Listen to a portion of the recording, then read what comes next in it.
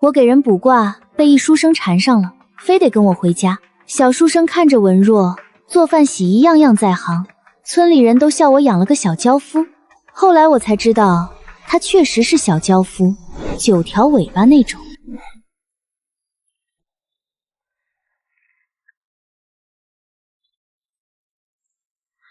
把尾巴藏好，记住了，你娘就喜欢这款。可是爹，你9条尾巴1条都没藏啊！我是大人。臭道士，再不把我要的东西交出来，我是血洗你这玄清教！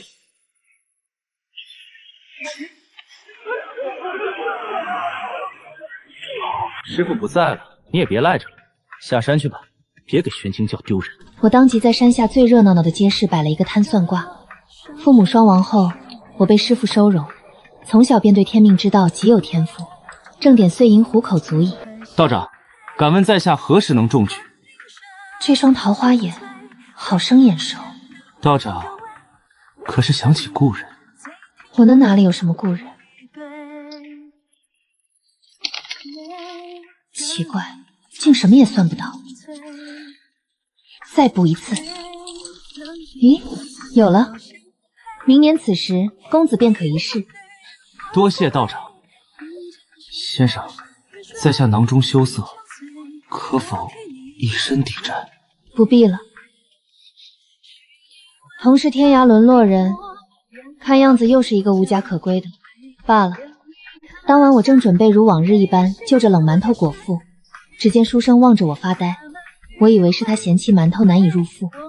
第二日便去村口王大娘的菜地里要了点小菜，等我收汤回家，桌上已摆放着热饭热菜。道长辛苦了，我做了几道小菜，若不合道长胃口，还望莫嫌弃。本以为是个远赴厨的娇气书生，没曾想厨艺却是一绝。不止如此，破败杂乱的茅屋很快被他收拾得敞亮干净。天晴时将垫着的稻草晒得干爽蓬松，下雨了还特意3餐有热饭，洗衣缝补更不在话下。小道长，这书生是不是你养在家里的什么小娇夫？贤惠的我都不好意思了。小道长收容在下已是感激不尽，大恩不言谢，李某只能略尽绵薄。修道之人虽欲望寡淡，可日常起居有人照顾，对方看起来又乐在其中，再拒绝就不识抬举，如此便有劳李公子了。还不知道长尊姓大名？无名小辈，叫我菩提便是。我不曾留意眼前这小书生黑眸金光乍现。小书生读书很用功，尤爱夜间苦，每入睡都能看到他屋内烛火游刃。我入睡极快，恍惚中便沉沉睡去。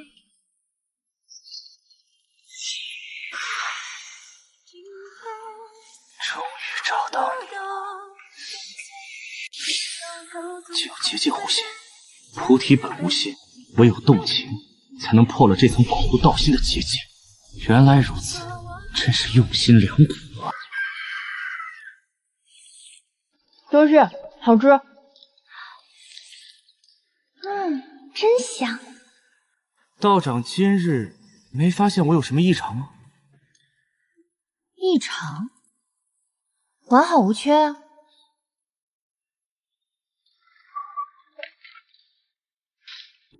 试试这凡人的反应。美人，这小道士眼瞎了不成？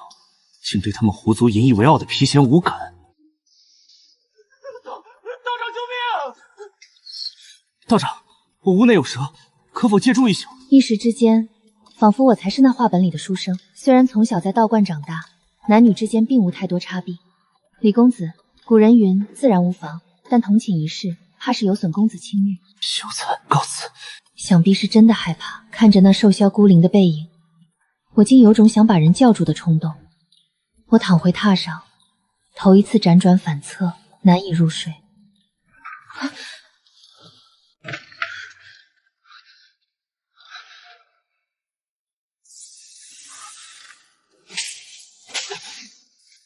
道长，我是不是要死了？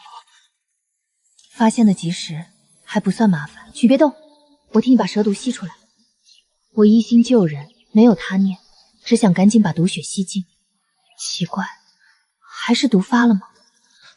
道长，救救我！为什么之前不觉得小书生竟长得如此貌美？这蛇毒忒凶险，等我。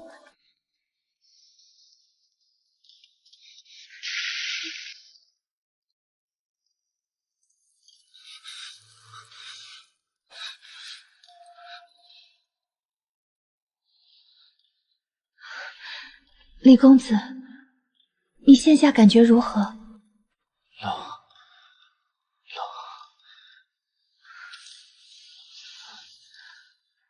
早知如此，还不如当时就让他进来。如今这般，更是授受不亲了。天色将明，忙活了一晚上，我也没力气想别的了，眼皮一沉，睡了过去。睡梦中，我感觉自己脖子被什么东西绑住，越来越紧，越来越闷，快不能呼吸了。我下意识地抓住那根绳子，并不知道意识模糊时的抓住，只是抬起手蹭了蹭而已。臭道士，拿开你的手！吾生平最不喜皮毛被打湿，等拿到菩提，第一个便将你吃了。有妖，道长醒了。你没遇到什么麻烦吧？姑娘说笑了，青天白日有姑娘在这里，怎会有什么危险？倒是要多谢姑娘昨晚帮了我一把。没事就行。如果姑娘不嫌弃，在下愿娶姑娘为妻。你说什么？我心悦道长，道长可是嫌弃在下只是一介穷书生？不是嫌弃，我一心向道，救你只是本能。昨晚也只因形势所迫，与情爱无关。李某明白了，是在下唐突道长了。自打那以后，气氛很尴尬。我再迟钝，也能感觉到书生目光中的款款深意，远不止我的拒绝。每日备好饭菜，家务打理如旧，却不愿和我相处一室，仿佛自惭形秽。我本就心直口快，怕说多错多，让人多想，又碍于情债难躲，因此是能避就避。归家的时辰也是越来越晚，收了摊子，宁可在街头漫无目的的瞎逛，也不想过早回家让对方尴尬。在对方哀怨的注视下，我感觉自己仿佛是个在外棉花素柳、冷落糟糠之妻的负心汉。这莫名的负罪感是怎么？未回家，李某担心出了事端，特此来寻。看来是在下多虑了。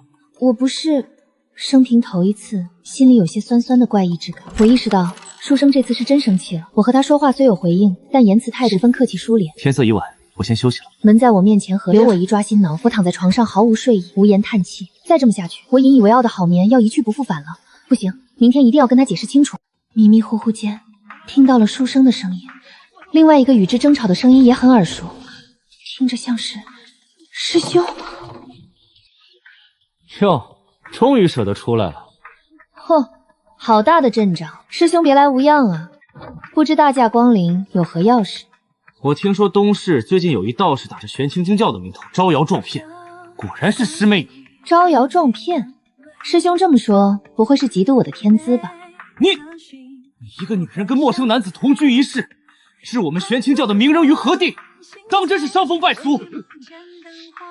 这位公子身为读书人，真是罔顾读书人的颜面。你说我就说我，与他何干？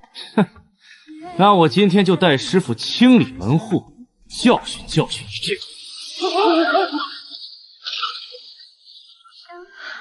哪来这么重的杀气？等师傅回来，我看你能嚣张几时！师兄别的本事不大，求生力那是1等1的强。师傅，我有些愣神。等一下，道长有何事？我犹豫着摊开手心，露出一枚玉制的男子束发，是我昨晚在小摊贩上买的。看到这枚束发，不知为何想到书生。道长这是何意？这是要送与我赔罪吗？可是道长并没有做错什么，是我思虑不周，道长不必放在心上。况且男子束发乃私物，道长相赠，恐怕不知何意吧？倒是又要让我自作多情，这么能说，还是先往与道成道长。成婚吧！实在是无言。什么？我说成婚，现在就拜堂。我从来不是纠结的人，决定成婚，便拉着他进了屋。现在就要拜堂了吗？娘子会不会为时过早？到底是不是读书人啊？还有，明明还没拜堂，这娘子叫的也太顺口了点。过来，给你束发。这还是第一次有人送我东西。我愣了一秒，突然觉得镜中人好像不是他了，竟有些妖异之色。我听到自己的心跳奇异的加快了。谢谢娘子。为什么我从前不曾发觉小书生长得这般好看？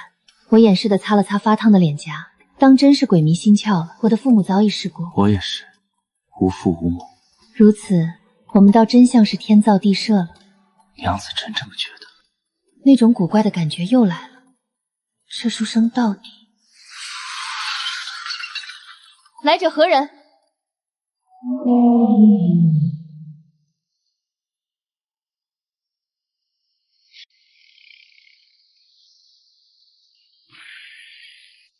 凭你！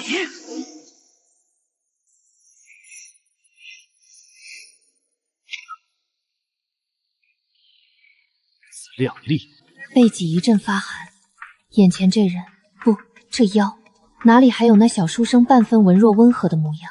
你是那狐妖？书生呢？自然是被我吃了。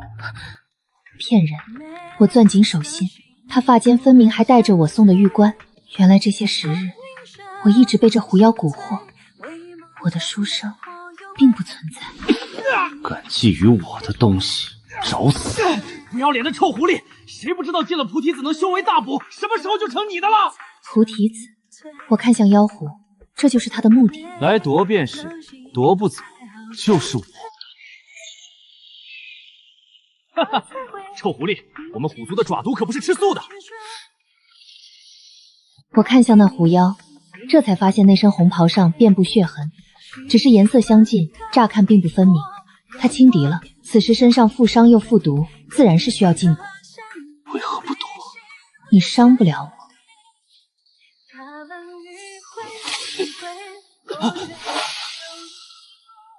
我的血液是最利的法器，尤其是压制妖魔。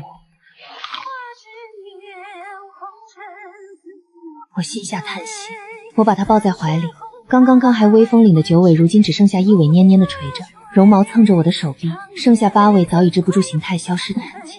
娘亲，赤狐咬上来的那一瞬，我脑海中关于前世的记忆觉醒了。前世我是一棵菩提树，无欲无心，在深山中看惯生老病死。这个你可不能吃。此后他便赖上了我，唤我树仙大人。假寐时还用尾巴蹭我的叶子。那只赤狐快死了，我垂眉俯视，隐隐可惜。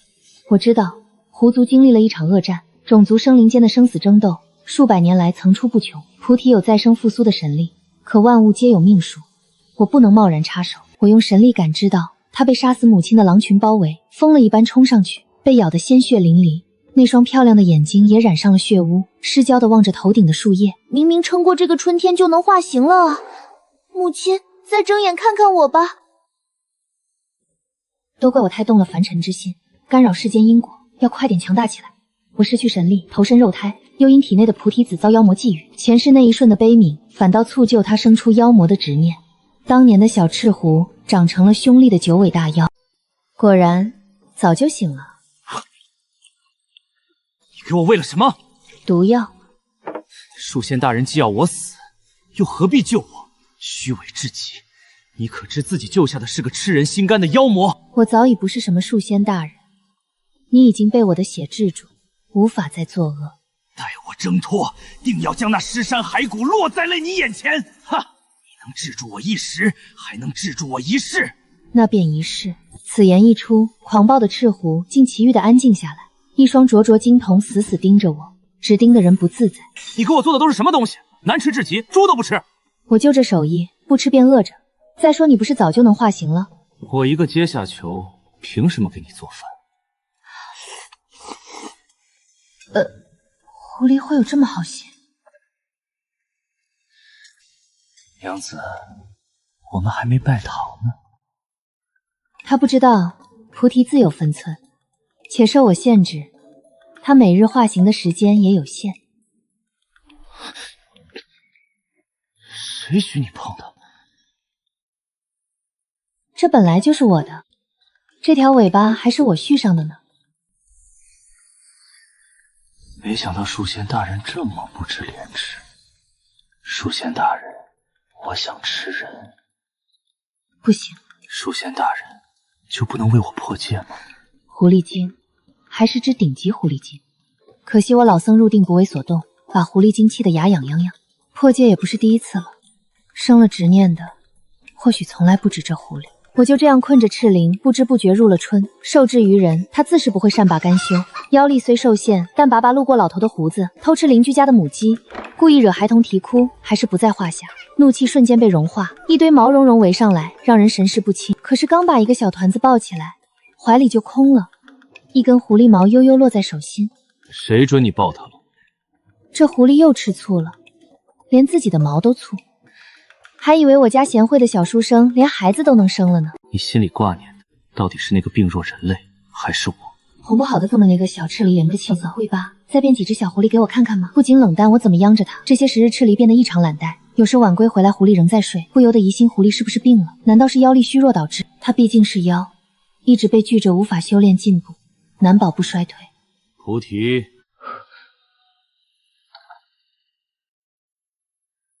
师傅您回来了。狐狸妖力被我压制，应该不会被师傅察觉。我听你师兄说，你自行出教，还与男子厮混。师傅，混账，还不跪下！我知道他从小就不喜爱我，但念及养育之恩，我没有违逆。那男子现在何处？勾引我教徒，为师必不能善罢甘休。不关他的事，师傅，他只是一介普通书生，是菩提的错。既然如此，那便随我回教受罚吧。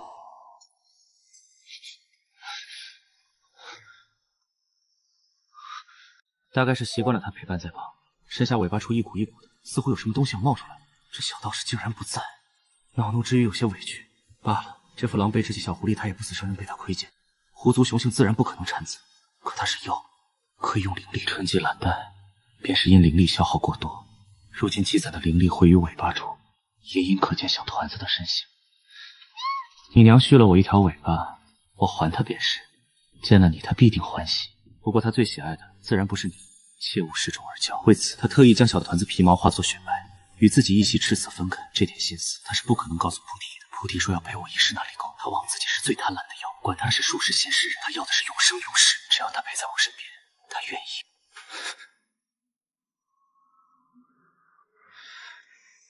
菩提用血压制她的阴气，不讲理。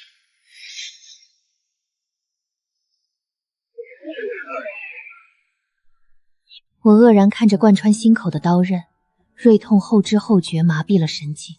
终于等到了，菩提，你居然为了一只妖破戒，真是死不足惜。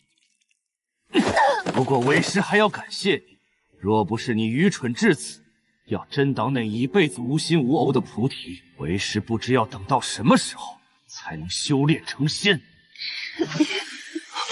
菩提，不要哭，等我。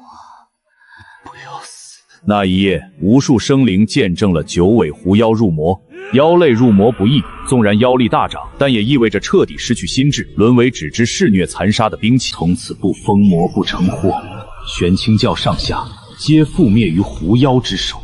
听说那狐妖被高人诛灭了，夜深时山里还能听到狐鸣，听得人心头发慌。听罢使人心中郁结，惶惶不可终日。我没有本体，只是佛祖座下一颗菩提，因此肉身虽陨，魂魂却回到了佛祖身边。然而我早已破戒，无颜归依，知道赤离在我身后犯下的重重罪孽，便自请与他一同赎罪。因果未尽。再次醒来，我又成了一棵菩提树。不过这一次，先发现我的是一只雪白的小小狐狸。我叫小白，名字是爹随便取的。我爹是只大狐狸，我平时最爱做的事就是窝在娘亲的树上睡觉。他会用小树枝给我挠痒痒，还会用小梳子给我梳毛。